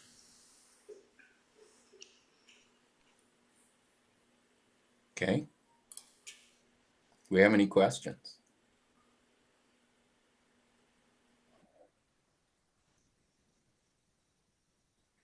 Marcy, you showed this. How different from previous years has this been?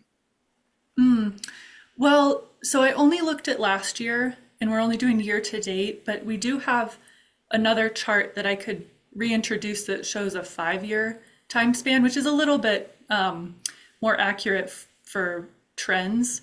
So I'll add that in next time because there is quite an uptick in cases of this February versus last February. So I'd want to see, like, is this the outlier or was last year the outlier? Mm-hmm. That was kind of the gist of my question. Yeah. Anybody else? Okay.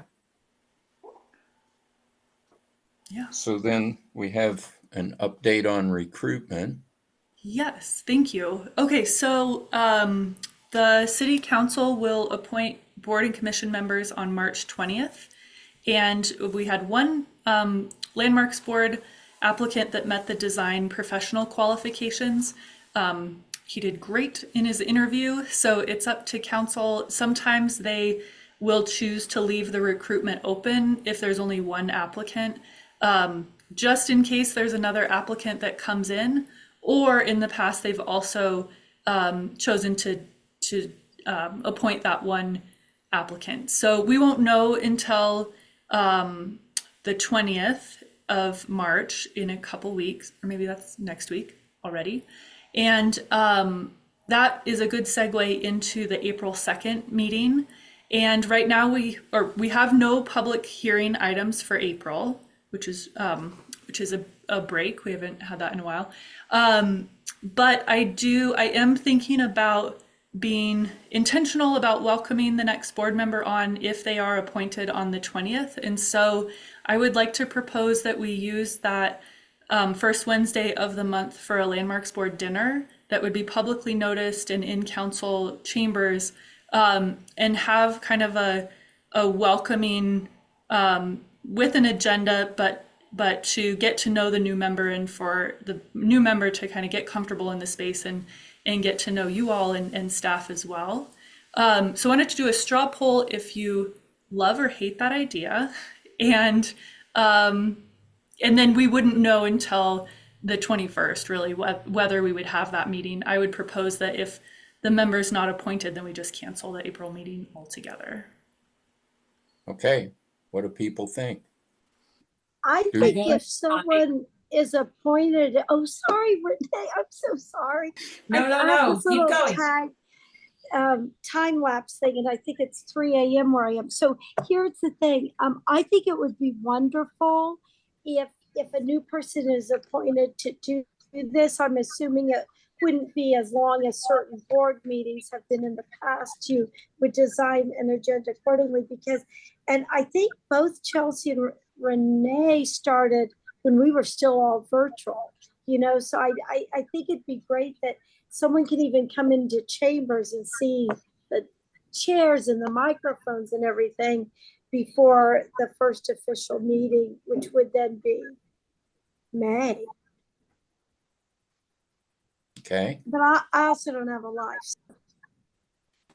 Renee, you started. Oh, I just was voting aye. Like, I agree. I think that sounds wonderful. I was voting yes. Chelsea? Would that be recorded, or is it not really a meeting? So because it's more than two people and we'd be talking about landmarks items, it would be open to the public for observation.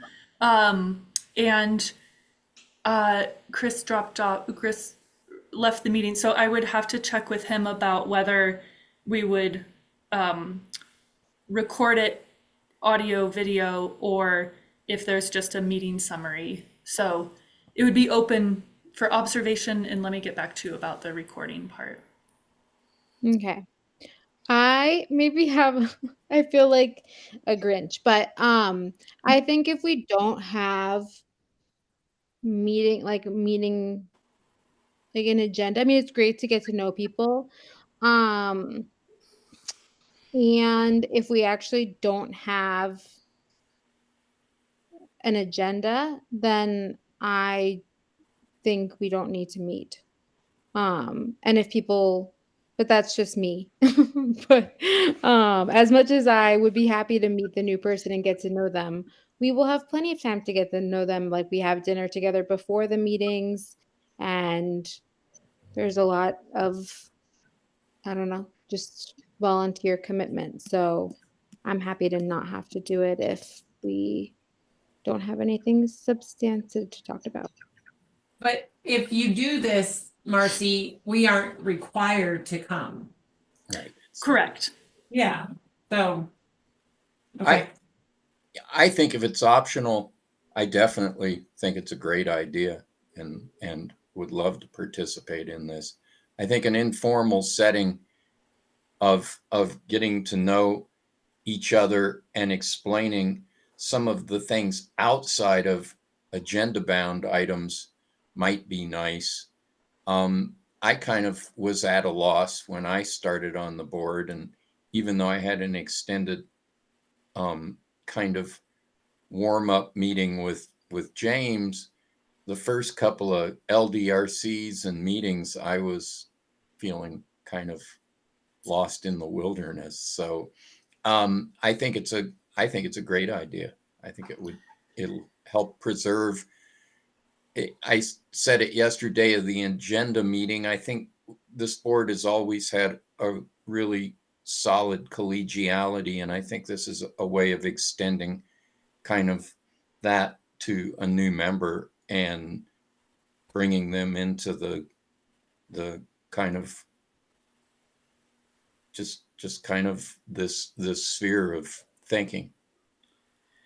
Well, and I agree, John. I think it should be totally optional. I mean, I hear Chelsea that sometimes when there's just a natural break, that's great too, because it even occurred to me, I felt so guilty. I was going to be out of town when the meeting date changed, but the reality is that I realized, oh, we might not have had a March meeting necessarily, except that at our last meeting, we voted to hold this public hearing. So I was cognizant that this one was based on our decision to do that. But I think if it's optional, let's see if someone's even appointed the night of the 20th. And just to be clear, I don't like meeting without a purpose. And the purpose is to welcome the new board member on. And so because of the Colorado Sunshine laws, there's really not another avenue that you all can get together and talk about landmarks related things. And the orientation is usually with the city attorney's office and staff when we sit down and we give them a fire hose of information about the LDRC and Landmarks Board and quasi-judicial and all of that. And the kind of getting to know you, what advice do you wish you had, when you first started? What do you, wish you would have known, or, things like that. We really only have the annual retreat for that piece. So just wanted to provide a little more context of I wouldn't propose a meeting without an agenda and without a purpose. And the dinner is totally optional. So I'm hearing that at least a few of you are interested in that. And so we'll wait to see if council makes the appointment on the 20th, and then we will we'll either cancel the meeting or confirm it. Okay. All Sounds right. great. So that moves us on to update on LDRC changes. Oh, we covered that already. So Okay. the last thing was, it is March. It is March, which means that the board, if you want to recognize any projects at the May Preservation Month Awards ceremony, we'll need to make a decision on what projects those are so that we can notify the owners. And so I think that we have a little bit more time. I'd like to give them at least a month's notice, which would be the beginning of April. Last time we introduced some ideas for projects. John had another one, if you'd like to share that. And then I would propose, because we always stick this at the very end of the meeting, if there's a way we could make this decision over email without it being an email thread. It'd be a lot easier if you all just decided tonight. So Marcy,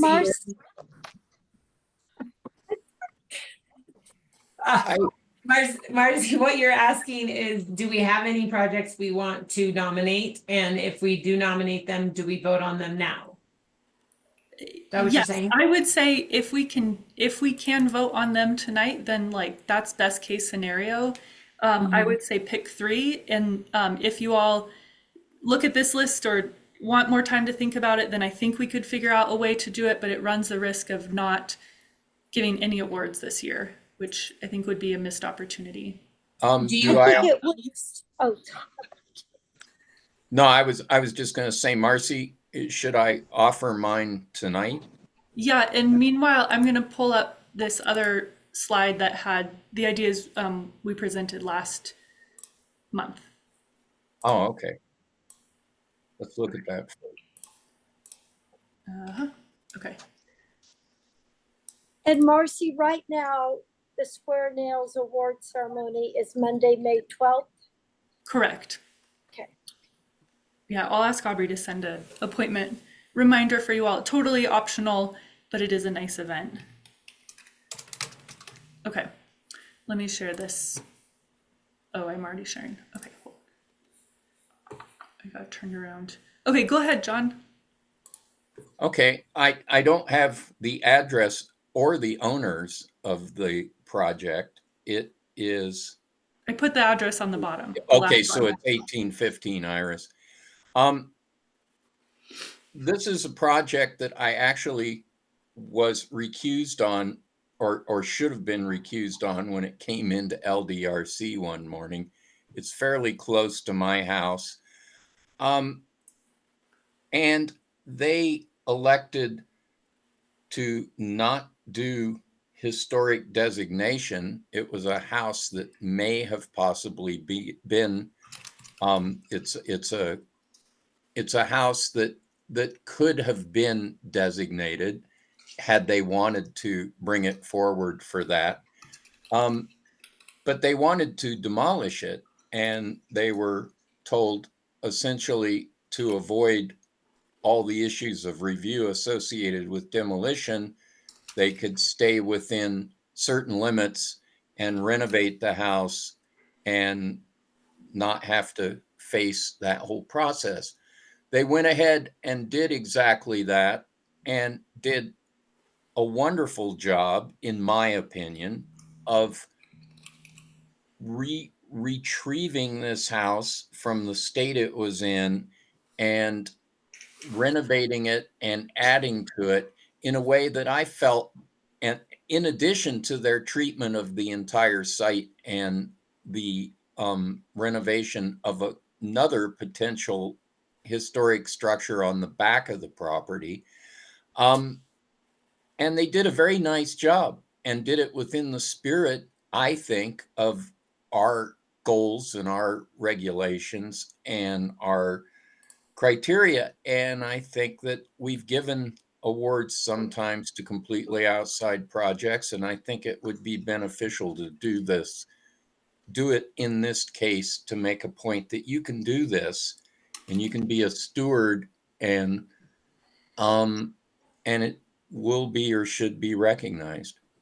So that's my recommendation or nomination. And I think that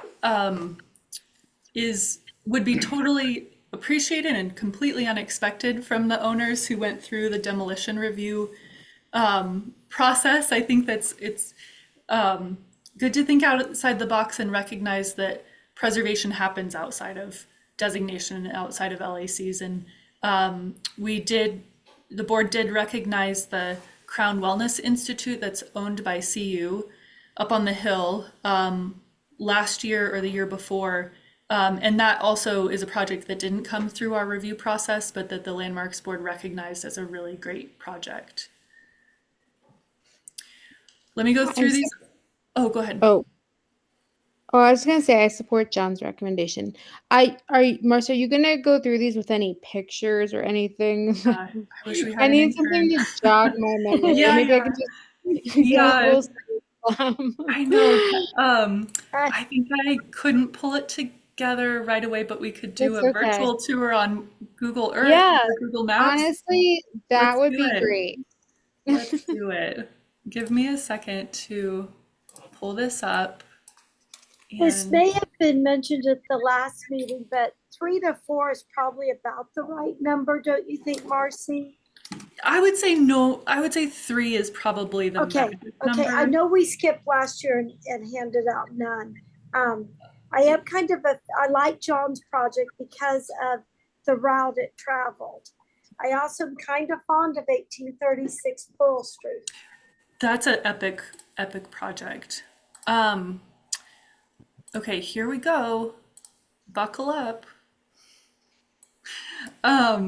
Okay, this is, I love Google Earth. It's very helpful. Here is 1815 Iris that John was just describing, and we could go back and see. Here's what it looked like before, and it's one of the original farmhouses with a 1950s addition. They got approval to rebuild this 50s edition and put dormers on. It's an eligible building, and they did I think a wonderful job of preserving this as a non-designated but eligible building. Let's go over to 1511 Bluebell next. And this is in the Floral Park Historic District. And I'm putting a vote for that one. Okay. Put tallies next to them. I should. Claire or Aubrey, could you please note the votes? And we'll say maybe there's some that rise to the top. We can't choose them all. This is a Floral Park project. We saw it through the state tax credit review. In the LDRC review, I think more than one of us remarked that this is a potential award winner. I think because of the care that they had taken in the rehabilitation and kind of the innovative approach to the clay tiles. So that is one. 661 Maxwell is not built yet, and it's a little bit awkward because that is Renee's project that she designed right before coming on the Landmarks Board. But I put it on here because I think it's a really good example of new construction in a historic district and how to add an ADU in a historic context. But since it's not built, I think we should take it off the list for consideration this year. Next year, Renee, we'll get you. Next year. My Okay, ears, earmuffs. Well, yeah. Let's see. The next project is back in Mapleton Hill Historic District, and this is one that you all will recognize because it was a Landmarks Board case. Gosh, Google really is just on top of it. Here's the after photo. The before photo, as you all probably know, this house had one of the oldest metal roofs, I think, in the city. The owner had wanted to replace it with asphalt shingles, but the board denied that request and said it really does need to be metal. And so he did a wonderful job, not just on the roof, but restoring the house. And he got state tax credits for this project as well. But I think this was one that really was a labor of love and did a wonderful job on this one. 814 Pine Street is one that you all wouldn't have seen, or maybe you might have seen the solar panels because it was last year. This is the Eben G. Fine House. It's this blue one. It's a contributing building in the Mapleton Hill Historic District and owned by Jim Lindbergh, who's has a long resume. He is with the National Trust for Historic Preservation and leads the Preservation Green Lab. And so he used his own historic home as a model for how to increase the energy efficiency of the house through geothermal, solar panels, storm windows, just about everything in such a sensitive way. So this is another state tax credit project. The exterior changes aren't dramatic, but it really embodies the kind of model of energy efficiency and historic character. Okay, 646 Pearl. I hope you all are writing like your top 3 down. Everybody knows this little house called the Arnett Fullen House at 646 Pearl. I don't think the Landmarks Board has given the long-term owners an award.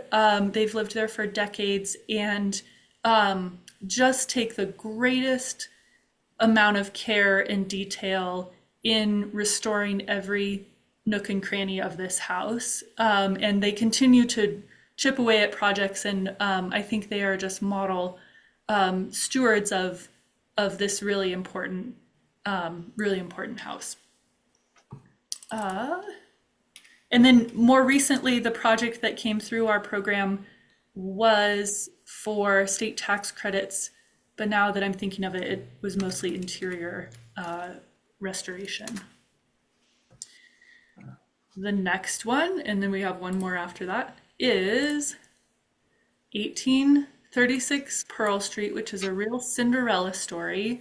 This was originally proposed for demolition.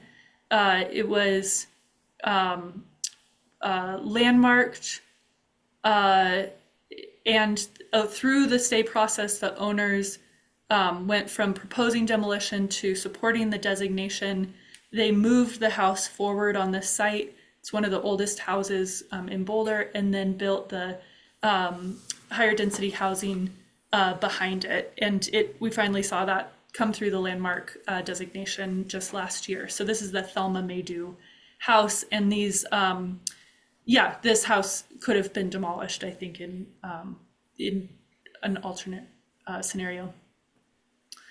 This last one, 946 Spruce, is back over in the Mapleton Hill Historic District, and looks like as of June, the project was still under construction. So I would need to know what the status of this is and whether or not it's complete, but this is a pretty extensive renovation of a house that's on a key corner of, what is this, 10th and Spruce, right off the mall, or right off Pearl Street.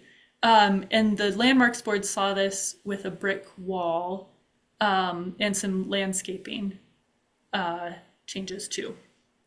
So that is 2, 4, 6, 8 that we need to narrow down to 3. Marcy, the last time I was on Spruce and 10th, I don't know if that project's quite done.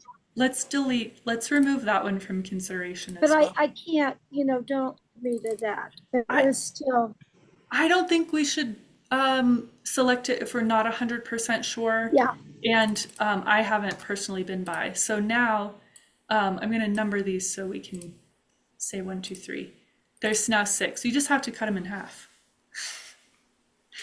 I love personally the, oh my God, and I get Floral Park ones. The Floral Park one? Yeah. Mm-hmm. Others that, how would you all like to do this? As we went through these, I heard at least an echo saying 1815 Iris, 1936 Pearl, and Bluebell, but I don't want to cut the other ones out. I'd like to hear from you all, but those were the ones that that I've heard so far. So maybe we'll just go through. Maybe what we do is go member by member and say, here are the 3 I think that would that's the way. support. Okay. Who's our fearless leader? Oh no. Okay. Wait, I don't. Oh, Oh, do you want to go? I have 3 written down. Go for it. I have the Bluebell, I have 646 Pearl Street, and 998 Spruce. 910 Spruce? Oh, yes. Okay. Is that the one with the metal roof? Yeah. Oh. Well, Which one were you thinking of? I thought I wrote down Spruce 998. That might I have don't been think 946 Pearl, the big house but we're not sure if the work is complete, so we took Okay, that one out. that was what it was. Okay, I didn't hear the address on that one.